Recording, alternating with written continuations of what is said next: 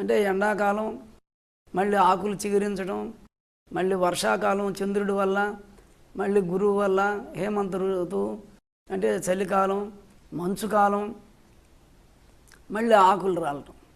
ఇట్లా ఈ 6 ఋతువులు రొటేషన్లో ఉంటాయి.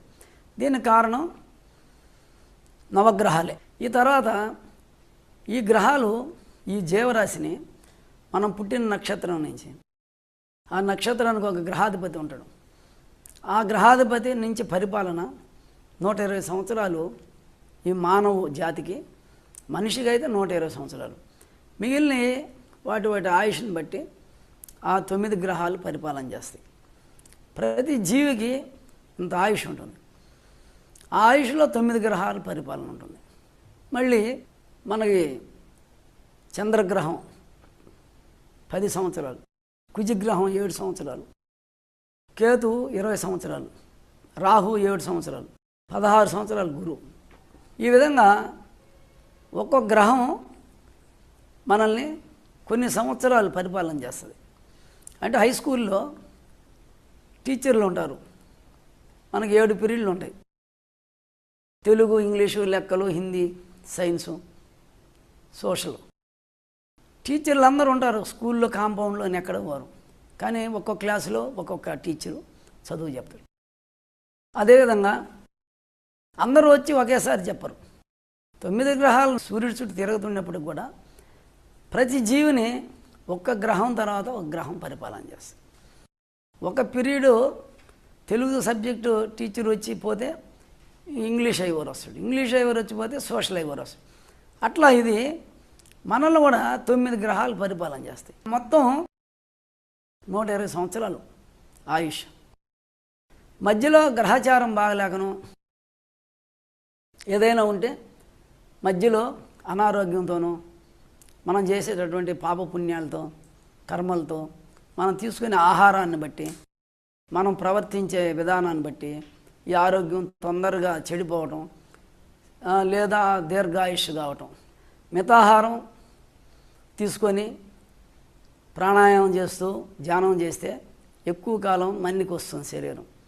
విపరీతంగా తిండి తిని ఆ మసాలాలు ఏదో మాంసాహారం తింటే త్వరగా శరీరాలు పాడైపోతాయి. టెన్షన్ లైఫ్, మితంగా కోరికలు, మితమైన కోరికలతో జీవిస్తే మనకి ఆయుష్ ఎక్కువ ఉంటుంది, టెన్షన్ తక్కువ ఉంటుంది. అతిగా అప్పులు చేసి అతిగా అయిన కోరికలు ఎక్కువ, శక్తి మించి కోరికలు, సుఖాలు అనుభవించాలనుకున్నప్పుడు అప్పులు పాలవటం, కష్టాలు రావటం, శరీరం దెబ్బతింటుంది. దీనికి ఎవరి చేతిలో వాళ్ళ ఆరోగ్యం, ఎవరు ఆనందం వాళ్ళ చేతిలోనే ఉంది. ఎందుకంటే మనకు 120 ఏళ్ళు భగవంతుడు ఆయుష్నిచ్చాడు.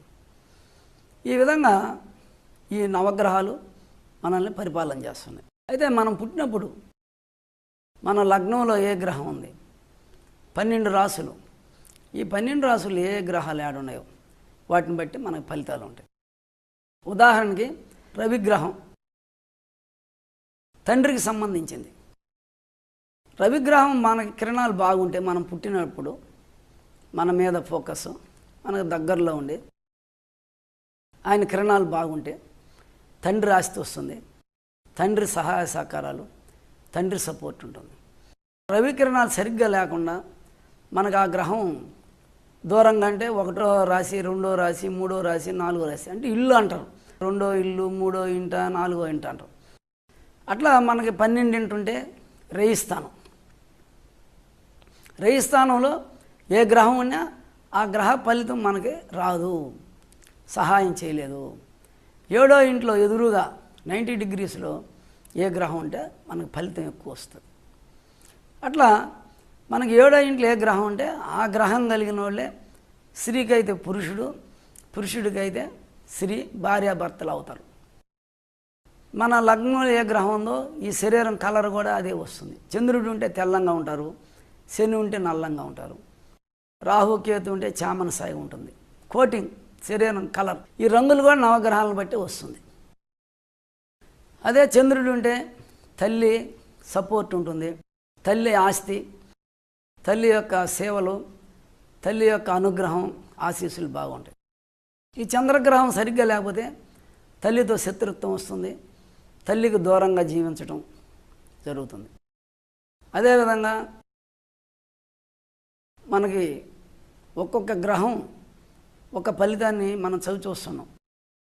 కుజుడు అన్నదమ్ముళ్ళ అనుకూలత, అన్నదమ్ముళ్ళ సపోర్ట్ ఉంటుంది.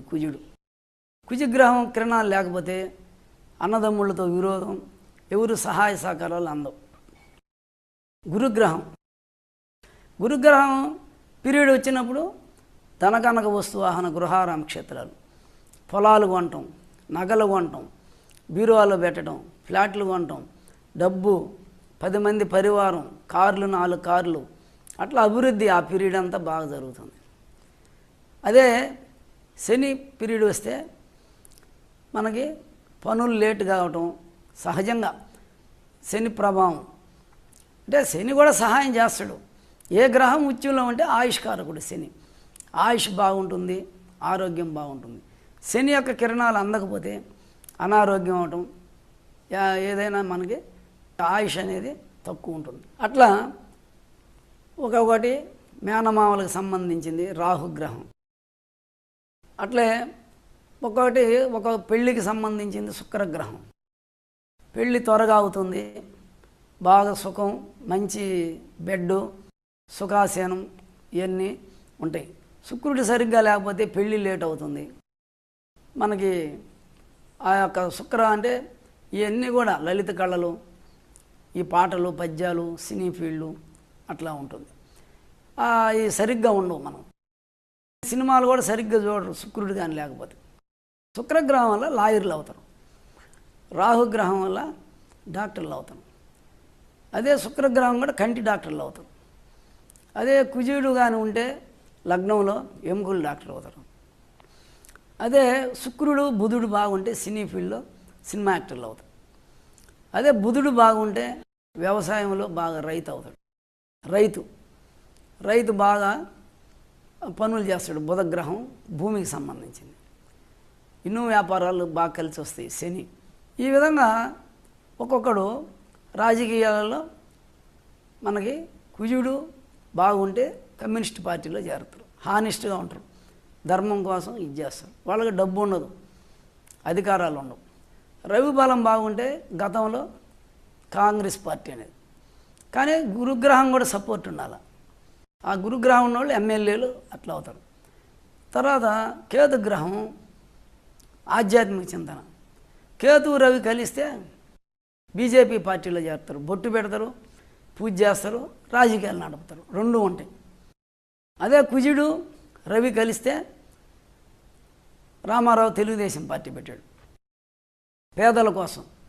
కుజుడు ఉన్నాడు కాబట్టి పేదలకు సహాయం చేస్తాడు. అట్లా కుజగ్రహం వల్ల పోలీస్ డిపార్ట్మెంట్లో, తర్వాత లైన్మెన్స్, కరెంటు, అగ్నితత్వం, మిలిటరీలో చేరుతారు కుజగ్రహం. అదే గురువు కలిస్తే ఏఈలు, ఎస్ఐలు, మిలిటరీ కమాండర్లు అవుతారు. దేనికైనా గురుగ్రహం కలిస్తే ఆ వృత్తిలో టాప్ పోస్ట్లో ఉంటారు. ఈ గురుగ్రహం లేకపోతే కింద క్యాడర్లో ఉంటారు వర్కర్స్గా. గురుగ్రహం బాగుంటే శని, గురువు, బుధుడు బాగుంటే కంపెనీ ఓనర్ అవుతాడు. గురుగ్రహం సరిగ్గా లేకపోతే దాంట్లో సూపర్వైజర్లు, టెక్నీషియన్స్, వర్కర్స్గా ఉంటారు. ఈ విధంగా ఒక్కొక్క గ్రహం వచ్చి మనకి ఒక్కొక్క ఫలితాన్ని ఇచ్చి ఈ భూమి మీద జీవరాశిని నడుపుతుంది. అయితే ఈ నవగ్రహాల యొక్క సాఫ్ట్వేరు, ఈ యొక్క పంచకోశాలు మన శరీరంలో, ఈ పంచకోశాలు శరీరం హార్డ్వేర్. ఈ హార్డ్వేర్ని నడిపేది సాఫ్ట్వేర్. ఇప్పుడు మనం గమనిస్తే ఎందుకని మనకి నవగ్రహాలు అవసరం? ఈ ఆత్మలో శివశక్తుల్లో శక్తి కిందకి వచ్చింది కాబట్టి, శివుడు పైన ఉన్నాడు కాబట్టి ఆత్మకి శక్తి లేదు. అందువల్ల బయట నుంచి నవగ్రహాల పరిపాలన.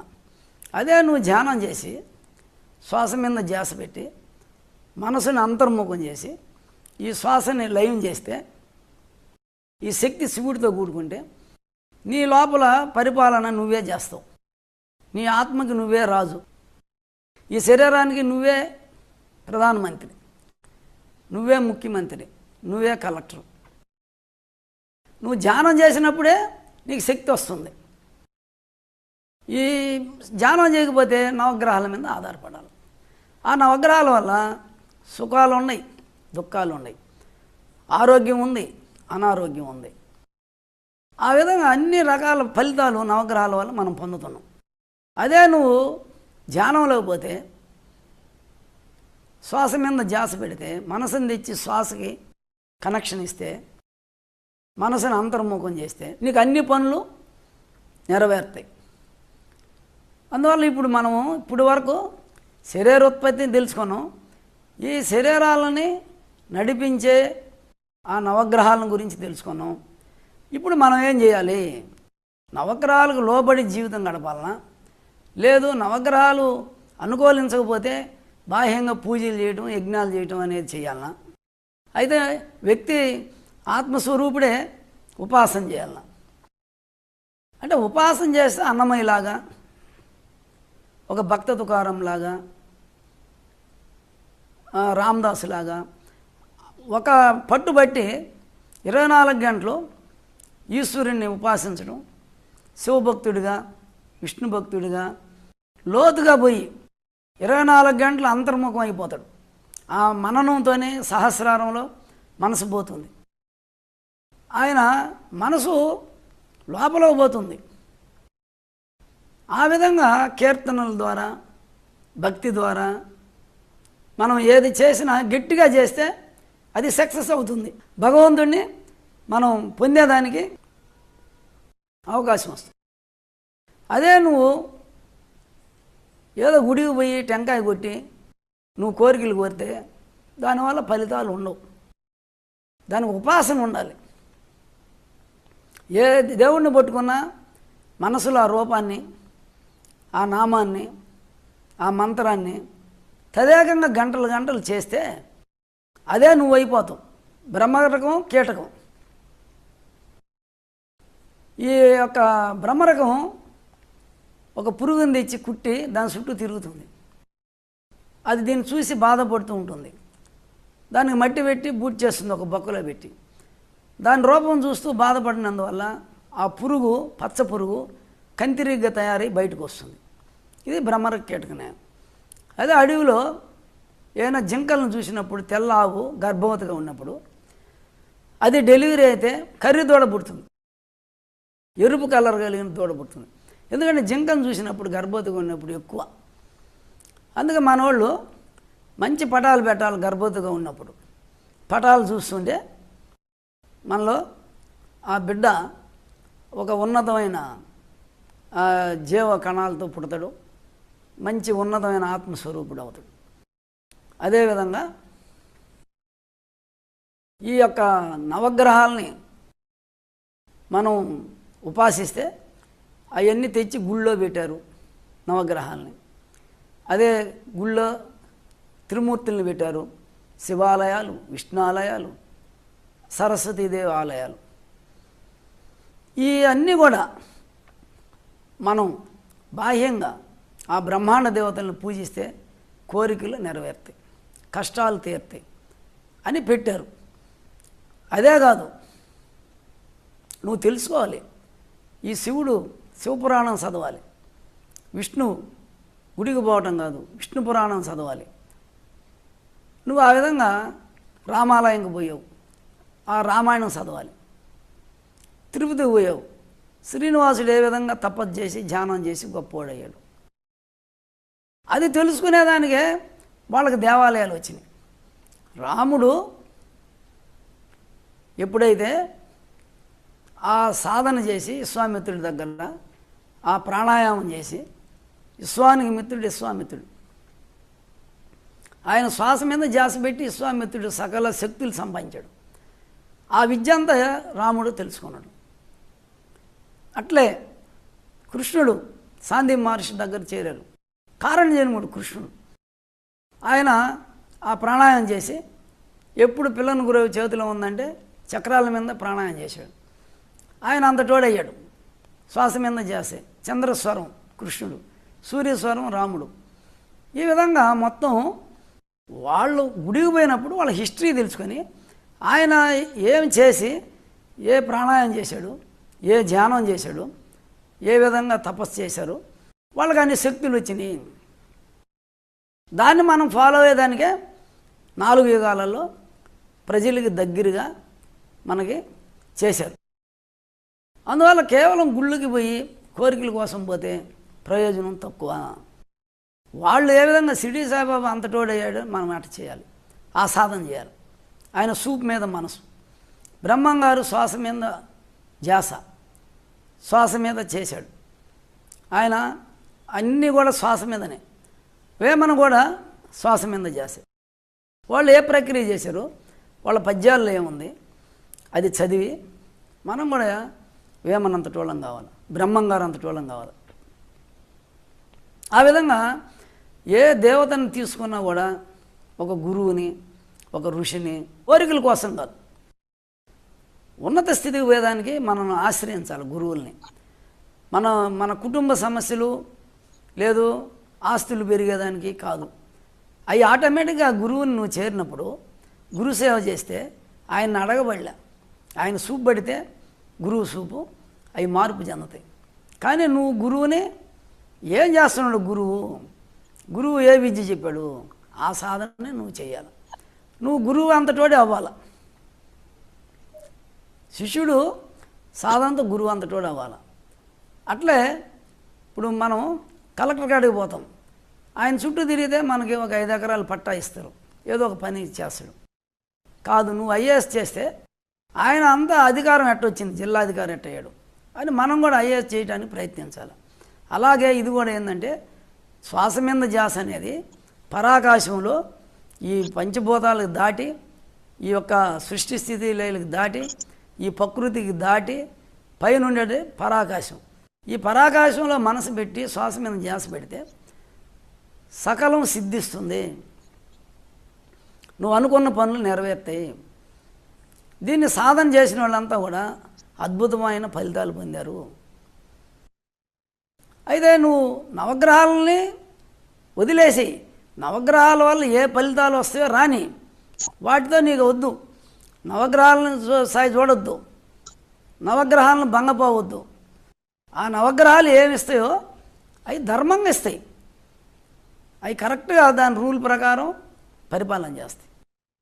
అవి లంచాలు తీసుకోవు, అవి బతిమలాడితే అంటే ధర్మంగా నడుస్తున్నాయి. పైన టైమింగ్స్ అవి కరెక్ట్గా నడుస్తుంది, ఎవరెవరికి ఏ ఫలితాలు జరుగుతుంది. నువ్వు చేయాల్సింది ఏంది, నవగ్రహాల ఫలితాలు తక్కువ ఎక్కువైనప్పుడు నువ్వు ధ్యానం చేస్తే దాంట్లో కోట్ల విలువైనటువంటి శక్తి లోపలే అన్నీ ఉన్నాయని తెలుసుకోవాలి. దానికి ఇప్పుడు మనం ఈ శరీరంలో ఇప్పుడు మనకి వారాలు ఉన్నాయి, ఈ స్వరం ఉంది, ఈ స్వరాన్ని లింక్ చేసి ఈ శరీరంలో ఏ విధంగా మనం పనులు జరిగేదానికి ప్రయత్నం చేయాలి. అంటే ఈ సోహం అనేది ఉంది, సూర్యచంద్రనాళ్ళు. ఈ సోహం అంటే దాన్ని పట్టుకోమని చెప్పారు గురువులంతా. ఈ శ్వాస మీద ధ్యాసే సోహం. అప్పుడు మొదట సోహం ఉండింది, దాన్ని అర్థమయ్యేటట్టు శ్వాస మీద ధ్యాస అని మనకి గురువులు చెప్పారు. బుద్ధుడు ఆ మాటే చెప్పారు. దాన్ని మన గురువు గారు, సుభాష్ పత్రి గురువు గారు అందరికీ ఆ విద్యను నేర్పించారు. అయితే ఈ సోహం గురించి తెలుసుకోవాలి. మొదట ఈ శ్వాసలో ఎన్ని ఫలితాలు ఉన్నాయి, శ్వాస వల్ల మనం ఏ విధమైన విజయాలు సాధించవచ్చు అనేది వస్తాం. ఇప్పుడు నవగ్రహాల వల్ల మనకి ఫలితాలు తెలుసుకున్నాం. ఇంకా వాటితో పని లేదు, నీలోనే సకల శక్తులు ఉన్నాయి, నీలోనే నవగ్రహాలు ఉన్నాయి, నీలోనే నక్షత్రాలు ఉన్నాయి, నీలోనే పంచభూతాలు ఉన్నాయి, నీలోనే బ్రహ్మ విష్ణుశ్వరుడు ఉన్నాడు, నీలోనే పార్వతీ పరమేశ్వరులు ఉన్నారు, నీలోనే రాజరాజేశ్వరి దేవి ఉంది. వీళ్ళని ఎట్ట ఎనలైట్ చేసుకోవాలి, ఈ దేవతలను ఎట్ట లోపల దర్శించాలి. ఎవరు కూడా బయట పోయి దర్శించేది లేదు. హెలికాప్టర్ వేసుకొని, విమానం వేసుకొని ఎక్కడ పోయి బ్రహ్మ విష్ణు ఈశ్వరుని దర్శించినట్టు లేదు. ఒక్క నారదుడు మన మనసు. ఈ నారదుడు ఆకాశంలో తిరుగుతుంటాడు. అంటే ఈ మనసు ఉండేదే ఆకాశంలో. ఏడకి పంచిభూతాల కింద ఉన్నది ఇది ఆకాశం, ఇది పరాకాశం. అందుకని ఆయన పైన తిరుగుతూ ఉంటాడు. అంటే ఈ మనసే అక్కడ నారదుడు. నీకు ఈ యొక్క స్వరాన్ని గురించి తెలుసుకొని ముందు తర్వాత మనం ఈ స్వరంతో ఎన్ని బెనిఫిట్స్ పొందొచ్చు అనేది ఇప్పుడు ముఖ్యంగా. ఇది సో హమ్ అని.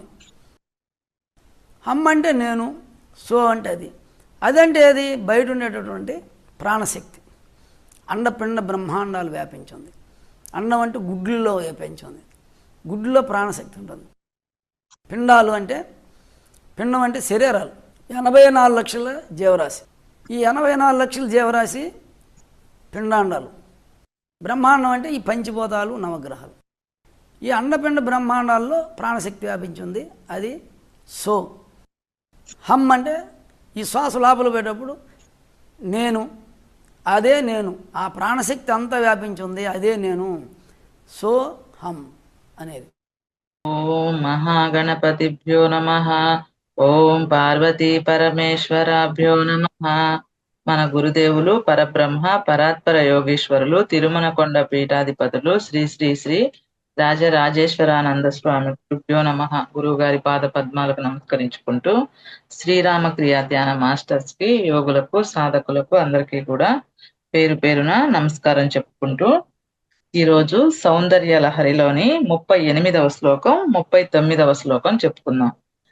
సమున్మిలత్ సంవిత్ కమలమకరందైకరసికం భజేహం సద్వంద్వం కిమపి మహతాం మానసచరం యదాలాపా అష్టాదశ గుణిత విద్యా పరిణతిః యదా దత్తే దోషాత్ గుణమఖిల పయయువా యదా దత్తే దోషాత్ గుణమఖిల మధ్య పయయువా.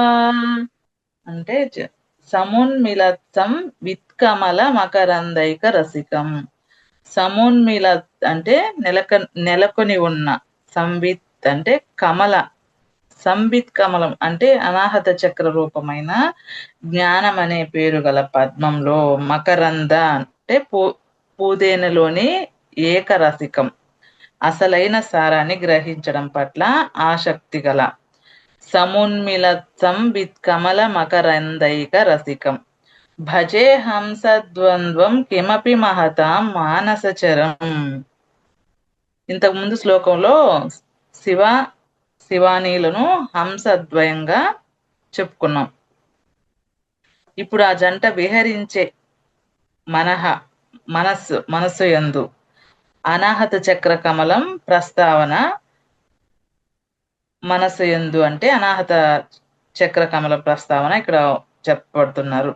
మహతాం అంటే యోగి పుంగవుల మానస చరం, మనస్సులో సంచరించు. మానస చరం అంటే మనసులో సంచరించు. మానస సంచారం అంటే ఇక్కడ కేవలం హంసలు మాత్రమే, పరమహంసలు, యోగులైన వారు మాత్రమే విహరించే మానస సరోవరం. యదాలాప అష్టాదశ గుణిత విద్యా పరిణతి అంటే ఇక్కడ యదాలాపత్ అంటే ఏ హంసల ధ్వని అయితే ఉన్నదో అది అష్టాదశ గుణిత 18 సంఖ్య గల. విద్యా పరిణతి అంటే విద్యల యొక్క పరిణామం. ఏ హంసల జంట దోషాల నుండి అఖిలం సమస్త సుగుణాలను, అభ్య అంటే నీళ్ళ నుంచి, పయాయువ అంటే పాలను, ఆదత్తే అంటే వేరు చేసి గ్రహిస్తుందో అటువంటి సుగుణ గ్రహణం అనే కార్యాన్ని అవలీలగా జరుపుతున్నట్టి శివాత్మక రూపాన్ని భజిస్తున్నాను, నేను సేవిస్తున్నాను అని ఈ శ్లోక అర్థం. భావం భగవతి భగవానుల అసలైన తత్వాన్నెరిగిన వారు సామాన్యులు కారు. వారు యోగి పుంగవులు, పరమహంసలు. దీనిని సూచంగా చెప్పే శ్లోకం ఇది. మానస సరోవరాల్లో మాత్రమే విహరించేటటువంటి దివ్య హంసలు. వాటికి పాలను నీటిని వేరు చేసే గుణం స్వభావ సిద్ధం. జగన్మాత పితరులనే అంబ శాంభవులను ఆరాధించేవారు ఇట్టి హంసల వలె గుణదోషాలు గ్రహించగల నేర్పు కలిగి ఉంటారు. వారికి శివాని రూపాలకు అభేద భావం లేదు. ఇద్దరు కూడా ఒకటే. ఆ యొక్క సాధకుడు ఈ శివానీలు వీళ్ళిద్దరు కూడా ఒకటే అని చెప్తున్నారు. కనుక ఈ శ్లోకంలోని సాంకేతికంగా చెప్పబడిన అర్థాన్ని తీసుకుంటే, పరమహంసలైన యోగీశ్వరుల మనస్సనే సరోవరాల్లో సంచరించే పరదేవి దేవుల సమ్మిళిత రూపం హంసమిథునం. హంసమిథునం అనే 26వ తత్వాన్ని అష్టాదశ విద్యాపూర్వకంగా భజించుట. పరిపూర్ణంగా పరదేవతా తత్వం అర్థం చేసుకోవడానికి సామాన్యులకు సాధ్యం కాదు. అందుకు సహకరించేవే 18 విద్యలు. ఇవి కొంతవరకు మాత్రమే దారి చూపగలవు. మిగిలినది సాధకుల స్వానుభవం మీద గ్రహించవలసిందే. ఒకసారి ఈ అష్టాదశ విద్యల గురించి చెప్పుకుందాం. 18 విద్యలు అవి: శిక్ష, నిరుక్తం, ఋగ్వేదం, అథర్వణ వేదం, ధర్మశాస్త్రం, ధనుర్వేదం, కల్పం, జ్యోతిషం, యజుర్వేదం, మీమాంస, పురాణం, గాంధర్వ వేదం, వ్యాకరణం, ఛందస్సు, సామవేదం, న్యాయశాస్త్రం, ఆయుర్వేదం, అర్థశాస్త్రం అని చెప్పబడుతుంది. 18 విద్యలు.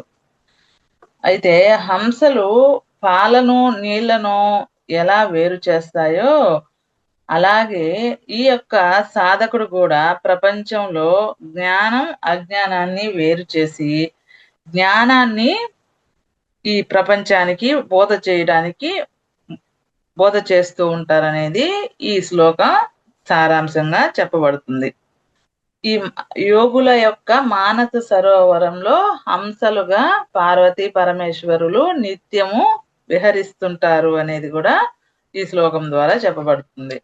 ఒకసారి ఈ శ్లోకం చదువుకొని 39వ శ్లోకంలోకి వెళదాం. సమున్మిళత్తం విత్కమలమకరందైకరసికం భజేహం సద్వంద్వం కిమపి మహతాం మానసచరం యదాలాపాష్టాదశ గుణిత విద్యా పరిణతి యదా దత్తే దోషాద్ గుణమఖిల మధ్య పయయువ. 39వ శ్లోకం చెప్పుకున్నాము. తవ స్వాదిష్టానే హుతవహమదిష్టాయ నిరతం తమీడే సంవర్తం జనని మహతిం తాంచ సమయాం యదా లోకే లోకాన్ దహతి మహతి క్రోధ కలితే దయార్దాయ దృష్టి శిశిరముపచారం రచయతి. అంటే ఇక్కడ అర్థం చూస్తున్నాము. జనని అమ్మ నీ యొక్క స్వాదిష్టానం, తవ స్వాదిష్టానే హుతవహ మదిష్టాయ నిరతం. స్వాదిష్టాన చక్రంలో హుతవహం స్వాదిష్టాన అగ్రభాగాన చెప్పబడుతుంది. ఇది స్వాదిష్టాన చక్రం జలతత్వం, దానికి అగ్రభాగాన ఉండేది అగ్నితత్వం, మణిపూరక చక్రతత్వాన్ని చెప్పబడుతుంది. ఇక్కడ అగ్నితత్వాన్ని అధిష్టాయ నెలకొని ఉన్న తవ స్వాదిష్టానే హుతవహ మదిష్టాయ నిరతం సమీడే సంవర్తం జనని మహత్యం తాంచ సమయం. నిరతం అంటే ఎల్లకాలము ఎప్పుడు ప్రకాశం గల, అలాగే సమయం అంటే సమయ అనే పేరున్న, మహతి అంటే మహిమ గల, తాంచ అంటే నిన్ను సైతం ఈడే కొలిచే నేను, మహతి అంటే ప్రశస్తమైన, క్రోధ కలితే కోపంతో కూడిన అంటే తీక్షణత కలిగిన, యథాలోకే ఆ సదాశివుని చూపు, లోకాన్ దహతి అంటే లోకాలను ప్రళయంలో లయించును, రచయతి అంటే చల్లని ప్రశాంతత కలిగించే అయిన నీ దృష్టి అని అర్థం. దయార్దాయా దృష్టి శిశిరముపచారం రచయతి యదా లోకే లోకాన్ దహతి మహతి క్రోధ కలితే. అర్థము చూసుకున్నాము, భావం చూసుకున్నాము ఇప్పుడు. అంటే తల్లి, అమ్మ నీ స్వాదిష్టాన చక్రం, ఇక్కడ ఏం చెప్పబడుతుంది? నీ స్వాదిష్టాన చక్రం అనబడుతుంది. అంటే మన శరీరం కూడా అమ్మకు సంబంధించిందే, మనదంటూ ఇక్కడ ఏమీ లేదనేది కూడా ఒక అంశంగా ఇక్కడ చెప్పబడుతుంది. నీ స్వాదిష్టాన చక్రం అగ్నితత్వాన్ని అధిష్ఠించి సంవత్తం అనే అగ్నిగా నిరంతరం వెలిగే సదాశివుణ్ణి నిత్యం స్మరిస్తాను. అలాగే సమయ అనే పేరు గల నిన్ను, చల్లని దయార్థపూరిత దృక్కులు గల నిన్ను స్తుతిస్తున్నాను. ఎందుకంటే ప్రళయాగ్ని కీలకాలను పోలిన దృష్టులు గల పరమేశుని కృప ఎంత ముఖ్యమో, చల్లనైన నీ కరుణతో కూడిన దృష్టి కూడా నాకు అంతే ముఖ్యము అని ఇక్కడ చెప్పబడుతుంది ఆ శ్లోక అర్థంగా. మామూలుగా చూసుకుంటే సాధారణంగా గ్రంథి అంటే ముడి అని అర్థం. జీవుడిని పరమాత్మ నుండి వేరు చేసే గ్రంథులు 3 ఉన్నాయి. దానిలో మొదటి గ్రంథి బ్రహ్మ గ్రంథి. మన శరీరంలో 6 చక్రాలు ఉన్నాయి కదా, అందులో మూలాధారం, స్వాదిష్టానం అనే 2 చక్రాలు బ్రహ్మ గ్రంథి అనబడతాయి. మూలాధారము అంటే ఇంతకుముందు శ్లోకాల్లో మనం చెప్పుకొని ఉన్నాం. దానిపైన ఉండేది మూలాధారం పైన స్వాదిష్టాన చక్రం. ఈ చక్రం 6 దళాలతో ఉంటుంది.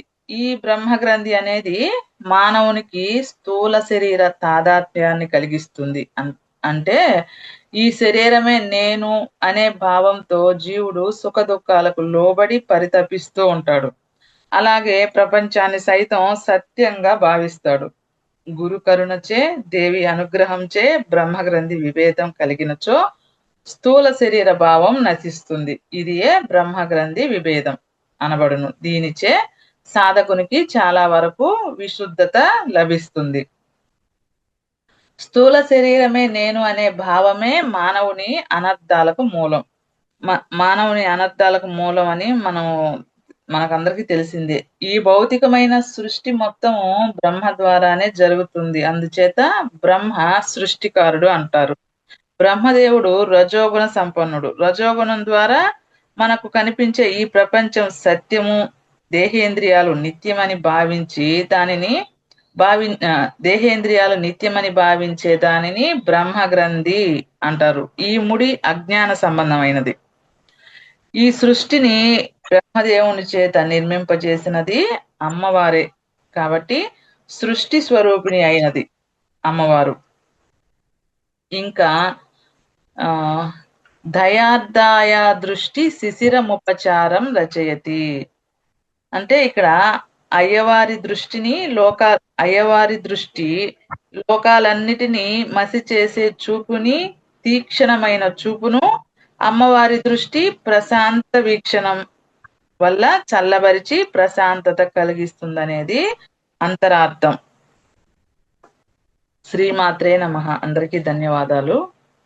ఓం శృతి స్మృతి పురాణానం ఆలయం కరుణాలయం నమామి భగవత్పాదం శంకరం లోకశంకరం. ఒకసారి శ్లోకం స్మరించుకుందాం. తవ స్వాదిష్టానే హుతవహమధిష్ఠాయ నిరతం తమీడే సంవర్తం జనని మహతిం తాంచ సమయాం యదా లోకే లోకాన్ దహతి మహతి క్రోధ కలితే దయార్దాయ దృష్టి శిశిరముపచారం రచయతి. శ్రీమాత్రే నమః. నమస్తే మాత. ఇప్పుడు అమ్మాదేవి గారిని ఆహ్వానించుకున్నారు. నమస్తే మాత అమ్మాదేవి గారు. శ్రీమాత్రే నమః. గురుగారు, గురుగారికి పాదాభివందనములు. శ్రీ రాజరాజేశ్వరానంద స్వామినే నమః. శ్రీ రాజరాజేశ్వరి దేవి సమేత శ్రీ కాశీ విశ్వేశ్వర స్వామినే నమః.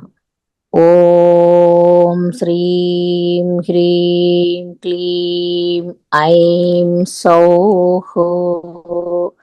ఓం హ్రీం శ్రీం ఈలా హ్రీం హస కహల హ్రీం सः सकलह्रीं सौः ऐं क्लीं ह्रीं श्रीं ॐ नमः। ॐ श्रीं ह्रीं क्लीं ऐं सौः ॐ ह्रीं श्रीं ईलाह्रीं हसकहलह्रीं सः सकलह्रीं सौः ऐं क्लीं ह्रीं श्रीं ॐ नमः। ॐ श्रीं ह्रीं क्लीं ऐं सौः ॐ ह्रीं श्रीं ईलाह्रीं हसकहलह्रीं सः सकलह्रीं सौः ऐं क्लीं ह्रीं श्रीं ॐ नमः। ॐ श्रीं ह्रीं क्लीं ऐं सौः ॐ ह्रीं श्रीं ईलाह्रीं हसकहलह्रीं सः सकलह्रीं सौः ऐं क्लीं ह्रीं श्रीं ॐ नमः। ॐ श्रीं ह्रीं क्लीं ऐं सौः ॐ ह्रीं श्रीं ईलाह्रीं हसकहलह्रीं सः सकलह्रीं सौः ऐं क्लीं ह्रीं श्रीं ॐ नमः। ॐ श्रीं ह्रीं क्लीं ऐं सौः ॐ ह्रीं श्रीं ईलाह्रीं हसकहलह्रीं सः सकलह्रीं सौः ऐं क्लीं ह्रीं श्रीं ॐ नमः। ॐ श्रीं ह्रीं क्लीं ऐं सौः ॐ ह्रीं श्रीं ईलाह्रीं हसकहलह्रीं सः सकलह्रीं सौः ऐं क्लीं ह्रीं श्रीं ॐ नमः। ॐ श्रीं ह्रीं क्लीं ऐं सौः ॐ ह्रीं श्रीं ईलाह्रीं हसकहलह्रीं सः सकलह्रीं सौः ऐं क्लीं ह्रीं श्रीं ॐ नमः। ॐ श्रीं ह्रीं क्लीं ऐं सौः ॐ ह्रीं श्रीं ईलाह्रीं हसकहलह्रीं सः सकलह्रीं सौः ऐं क्लीं ह्रीं श्रीं ॐ नमः। ॐ श्रीं ह्रीं क्लीं ऐं सौः ॐ ह्रीं श्रीं ईलाह्रीं हसकहलह्रीं सः सकलह्रीं सौः ऐं क्लीं ह्रीं श्रीं ॐ नमः। ॐ श्रीं ह्रीं क्लीं ऐं सौः ॐ ह्रीं श्रीं ईलाह्रीं हसकहलह्रीं सः सकलह्रीं सौः ऐं क्लीं ह्रीं श्रीं ॐ नमः। ॐ श्रीं ह्रीं क्लीं ऐं सौः ॐ ह्रीं श्रीं ईलाह्रीं हसकहलह्रीं सह सकलह्रीं सौः ऐं क्लीं ह्रीं श्रीं ॐ नमः। ॐ श्रीं ह्रीं क्लीं ऐं सौः। ॐ ह्रीं श्रीं ईलाह्रीं हसकहलह्रीं सह सकलह्रीं सौः ऐं क्लीं ह्रीं श्रीं ॐ नमः। ॐ श्रीं ह्रीं क्लीं ऐं सौः। ॐ ह्रीं श्रीं ईलाह्रीं हसकहलह्रीं सह सकलह्रीं सौः ऐं क्लीं ह्रीं श्रीं ॐ नमः। ॐ श्रीं ह्रीं क्लीं ऐं सौः। ॐ ह्रीं श्रीं ईलाह्रीं हसकहलह्रीं सह सकलह्रीं सौः ऐं क्लीं ह्रीं श्रीं ॐ नमः। ॐ श्रीं ह्रीं क्लीं ऐं सौः। ॐ ह्रीं श्रीं ईलाह्रीं हसकहलह्रीं सह सकलह्रीं सौः ऐं क्लीं ह्रीं श्रीं ॐ नमः। ॐ श्रीं ह्रीं क्लीं ऐं सौः। ॐ ह्रीं श्रीं ईलाह्रीं हसकहलह्रीं सह सकलह्रीं सौः ऐं क्लीं ह्रीं श्रीं ॐ नमः। ॐ श्रीं ह्रीं क्लीं ऐं सौः। ॐ ह्रीं श्रीं ईलाह्रीं हसकहलह्रीं सह सकलह्रीं सौः ऐं क्लीं ह्रीं श्रीं ॐ नमः। నమస్తే మాత. శ్రీమాత్రే నమః. శ్రీమాత్రే నమః. గురుగారికి పాదాభివందనంలో అందరికీ శ్రీమాత్రే నమః. నమస్తే జ్ఞానేశ్వరరావు గారు. నమస్తే. నమస్కారం అండి రెడ్డి గారు. నమస్తే నమస్తే. మృత్యుంజయం చెప్పండి. ఓకే. ఓం శ్రీ సద్గురుభ్యో నమః. శ్రీ రామక్రియా ధ్యాన యోగులకు, సాధకులకు, గురువులకు అందరికీ ప్రణామములు, ధన్యవాదములు. గురువు గారి పాదపద్మములకు నమస్కారములు. మనం ఇప్పుడు అమృత పాశుపత మృత్యుంజయ రుద్ర మహామంత్రాన్ని 11 సార్లు చెప్పుకుందాము. మనమంతా వెన్నెముకలు నిటారుగా ఉంచి, మన కళ్ళ దృష్టిని సమాంతరంగా ఉంచి, నాలుకను వెనక వైపు మడిచి, సహస్రారంలో ధ్యాస ఉంచి సమస్వరం చేస్తూ ఈ మంత్రాన్ని వినాలని విజ్ఞప్తి చేస్తున్నాను. ఓం హౌం ఓం జూం ఓం సహ ఓం బుః ఓం బుః ఓం స్వః. ఓం త్రయంబకమయజామహే సుగంధిం పుష్టివర్ధనం ఉర్వారుకమివ వందనాన్ మృత్యోర్ముక్ష్యమామృతాత్. ఓం నమస్తే అస్తు భగవన్ విశ్వేశ్వరాయ మహాదేవాయ త్రయంబకాయ త్రిపురాంతకాయ త్రికాగ్నికాలాయ కాలాగ్నిరుద్రాయ నీలకంఠాయ మృత్యుంజయాయ సర్వేశ్వరాయ సదాశివాయ శ్రీమన్మహాదేవాయ నమః. ఓం త్రయంబకం యజామహే సుగంధిం పుష్టివర్ధనం ఉర్వారుకమివ బంధనాన్ మృత్యోర్ముక్ష్యమామృతాత్.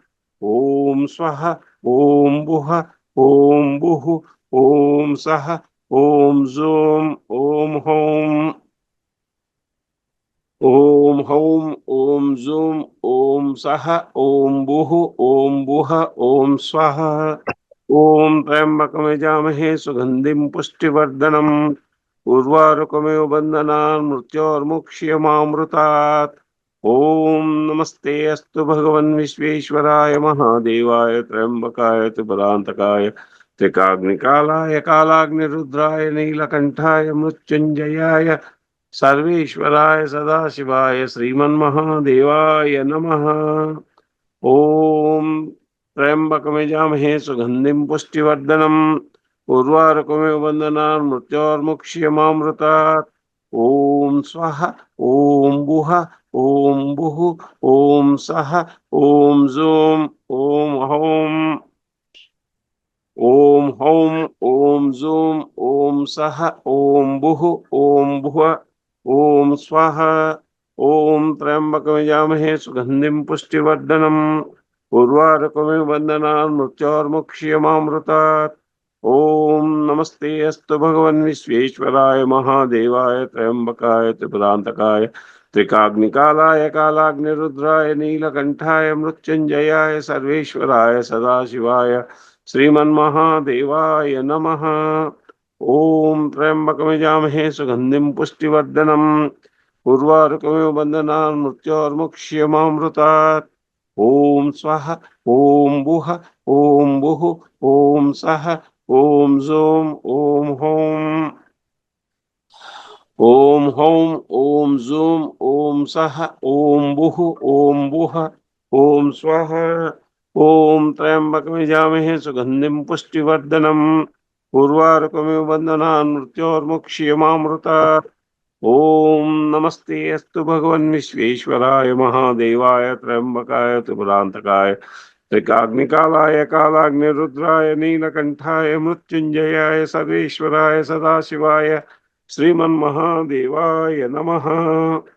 ओम त्र्यंबकमिजामहे सुगंधिं पुष्टिवर्धनम् उर्वारुकमिव बन्धनान् मृत्योर्मुक्ष्यमामृतात्। ओम स्वाहा ओम बुः ओम बुः ओम सः ओम जूम ओम हौम ओम हौम ओम जूम ओम सः ओम बुः ओम बुः ओम स्वाहा। ओम त्र्यंबकमिजामहे सुगंधिं पुष्टिवर्धनम् उर्वारुकमिव बन्धनान् मृत्योर्मुक्ष्यमामृतात्। ओम नमस्ते अस्तु भगवन् विश्वेश्वराय महादेवाय त्र्यंबकाय त्रिपुरांतकाय त्रिकाग्निकालाय कालाग्निरुद्राय नीलकंठाय मृत्युंजयाय सर्वेश्वराय सदाशिवाय श्रीमन्महादेवाय नमः। ओम त्र्यंबकमिजामहे सुगंधिं पुष्टिवर्धनम् उर्वारुकमिव बन्धनान् मृत्योर्मुक्ष्यमामृतात्। ओम स्वाहा ओम बुः ओम बुः ओम सः ओम जूम ओम हौम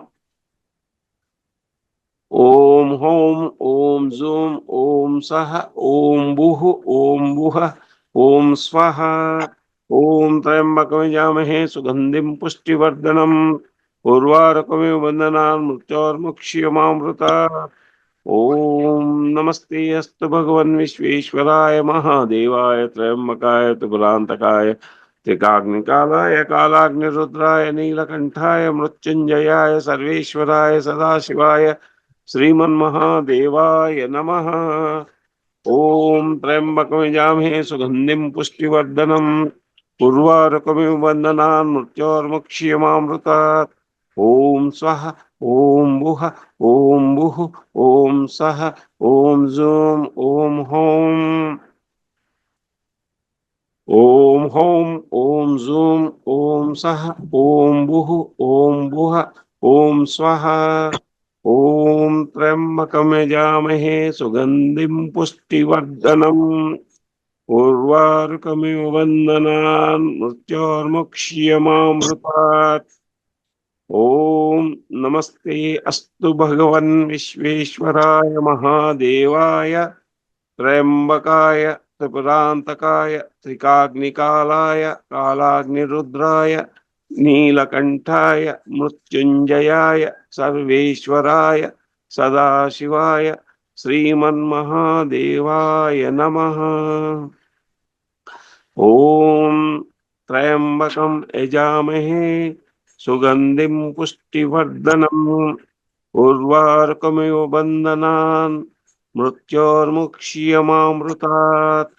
ఓం స్వహ ఓం భువ ఓం భుః ఓం సహ ఓం జూం ఓం హౌం ఓం హౌం ఓం జూం ఓం సహ ఓం భుః ఓం భువ ఓం స్వహ ఓం త్రయంబకం యజామహే సుగంధిం పుష్టివర్ధనం ఉర్వారుకమివ బంధనాన్ మృత్యోర్ముక్ష్యమామృతాత్. ఓం నమస్తే అస్తు భగవన్ విశ్వేశ్వరాయ మహాదేవాయ త్రయంబకాయ త్రిపురాంతకాయ త్రికాగ్నికాలాయ కాలాగ్నిరుద్రాయ నీలకంఠాయ మృత్యుంజయాయ సర్వేశ్వరాయ సదాశివాయ శ్రీమన్మహాదేవాయ నమః. ఓం త్రయంబకం యజామహే సుగంధిం పుష్టివర్ధనం ఉర్వారుకమివ బంధనాన్ మృత్యోర్ముక్ష్యమామృతాత్. ఓం స్వహ ఓం భువ ఓం భుః ఓం సహ ఓం జూం ఓం హౌం ఓం హౌం ఓం జూం ఓం సహ ఓం భుః ఓం భువ ఓం స్వహ. ఓం త్రయంబకం యజామహే సుగంధిం పుష్టివర్ధనం ఉర్వారుకమివ బంధనాన్ మృత్యోర్ముక్ష్యమామృతాత్. ఓం నమస్తే అస్తు భగవన్ విశ్వేశ్వరాయ మహాదేవాయ త్రయంబకాయ త్రిపురాంతకాయ త్రికాగ్నికాలాయ కాలాగ్నిరుద్రాయ నీలకంఠాయ మృత్యుంజయాయ సర్వేశ్వరాయ సదాశివాయ శ్రీమన్మహాదేవాయ నమః. ఓం త్రయంబకం యజామహే సుగంధిం పుష్టివర్ధనం ఉర్వారుకమివ బంధనాన్ మృత్యోర్ముక్ష్యమామృతాత్. ఓం స్వహ ఓం భువ ఓం భుః ఓం సహ ఓం జూం ఓం హౌం ఓం హౌం ఓం జూం ఓం సహ ఓం భుః ఓం భువ ఓం స్వహ. ఓం త్రయంబకం యజామహే సుగంధిం పుష్టివర్ధనం ఉర్వారుకమివ బంధనాన్ మృత్యోర్ముక్ష్యమామృతాత్. ఓం నమస్తే అస్తు భగవన్ విశ్వేశ్వరాయ మహాదేవాయ త్రయంబకాయ త్రిపురాంతకాయ త్రికాగ్నికాలాయ కాలాగ్నిరుద్రాయ నీలకంఠాయ మృత్యుంజయాయ సర్వేశ్వరాయ గారు సదాశివాయ చెప్పండి స్వామి. శ్రీమన్మహాదేవాయ నమః. టైం అయిందా? అయిపోయింది స్వామి. ఓం త్రయంబకం యజామహే అయింది గురూజీ, టైం అయింది. వర్ధనం ఉర్వారుకమివ బంధనాన్ మృత్యోర్ముక్ష్యమామృతాత్. ఓం స్వహ ఓం భువ ఓం భుః ఓం సహ ఓం జూం ఓం హౌం ఓం హౌం ఓం జూం ఓం సహ ఓం భుః ఓం భువ ఓం స్వహ. ఓం త్రయంబకం యజామహే సుగంధిం పుష్టివర్ధనం ఉర్వారుకమివ బంధనాన్ మృత్యోర్ముక్ష్యమామృతాత్. ఓం నమస్తే అస్తు భగవన్ విశ్వేశ్వరాయ మహాదేవాయ త్రయంబకాయ త్రిపురాంతకాయ త్రికాగ్నికాలాయ కాలాగ్నిరుద్రాయ నీలకంఠాయ మృత్యుంజయాయ సర్వేశ్వరాయ సదాశివాయ శ్రీమన్మహాదేవాయ నమః.